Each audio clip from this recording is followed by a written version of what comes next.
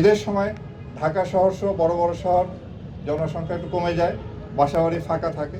এই ফাঁকা বাসাবাড়িতে যাতে কোনো প্রকার চুরি বা দস্যুতা করতে না পারে সেই জন্য আমরা সজাগ দৃষ্টি রাখছি এবং এখানেও নিরাপত্তামূলক ব্যবস্থা গ্রহণ করছি। বাস টার্মিনাল, লঞ্চঘাট, ট্রেন স্টেশন, এখানে প্রচুর জনসমাগম হয়। তো সুতরাং সেখানে নিরাপত্তার জন্য আমরা দেশব্যাপী টহল, গোয়েন্দা নজরদারি, সাদা পোশাকের ডিউটি এবং অন্যান্য বাহিনীর সাথে সমন্বয় রেখে আমরা এই নিরাপত্তামূলক ডিউটি পালন করি। এরপরে ঈদের দিন আমাদের এই কেন্দ্রীয় ঈদগাহ সহ সারা দেশে অনেক বড় বড় ঈদের জামাত হবে এবং সেখানে বিপুল সংখ্যক মুসল্লি সমাগম হবে।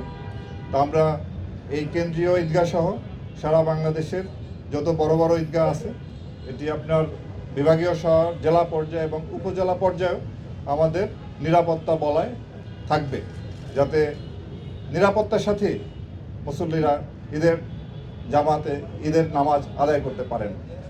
ঈদের দিন সহ এরপরে ছুটির বেশ কয়েকদিন আপনার বিভিন্ন যে আমাদের টুরিস্ট স্পট আছে, বিনোদন কেন্দ্র আছে, সেখানেও মানুষের ভিড় হবে।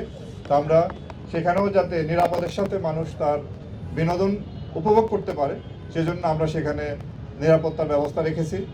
এবং এই ঈদের সময় আমাদের দেশের নারী, শিশুসহ একটা বিশাল সংখ্যক জনগোষ্ঠীর একটা অংশ তারাও যাতায়াত করেন এবং বিনোদন কেন্দ্রে যান।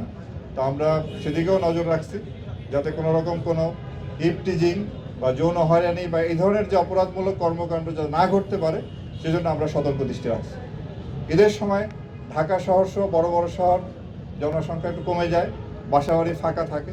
এই ফাঁকা বাসাবাড়িতে যাতে কোনো প্রকার চুরি বা দস্যুতা করতে না পারে সেই জন্য আমরা সজাগ দৃষ্টি রাখছি এবং এখানেও নিরাপত্তামূলক ব্যবস্থা গ্রহণ করছি।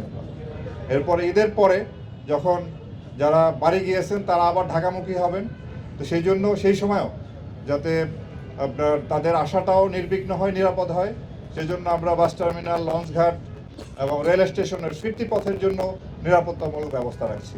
মলম পার্টি, অজ্ঞান পার্টি, জাল টাকা, মাদকের অপব্যবহার এগুলোও যাতে বিস্তার করতে না পারে এই জন্য আমরা আমাদের সতর্ক দৃষ্টি সেখানে আমরা রাখছি।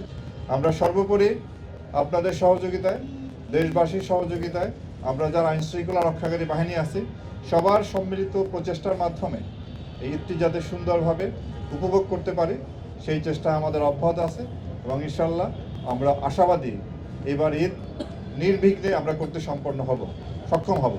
আপনারা ইতিমধ্যে দেখেছেন যে আমাদের যে ঈদ জার্নি, যেটা ঢাকা থেকে বাইরে যাওয়াটা অন্যান্য বছরের চেয়ে তুলনামূলকভাবে এবার একটু স্বস্তিদায়ক হয়েছে। রাস্তাঘাটে যানজট কম এবং বিভিন্ন যে টার্মিনালগুলো যানজট তুলনামূলকভাবে কম। তো আমরা এবং অপরাধের মাত্রাও মোটামুটি এখন নিয়ন্ত্রণে আসছে। বাকি সময়টুকু আমাদের ভালোভাবে কাটুক এই আশাবাদ ব্যক্ত করি এবং আপনাদের সবাইকে এবং আপনাদের মাধ্যমে পুরো দেশবাসীকে আবারও ঈদের অগ্রিম শুভেচ্ছা।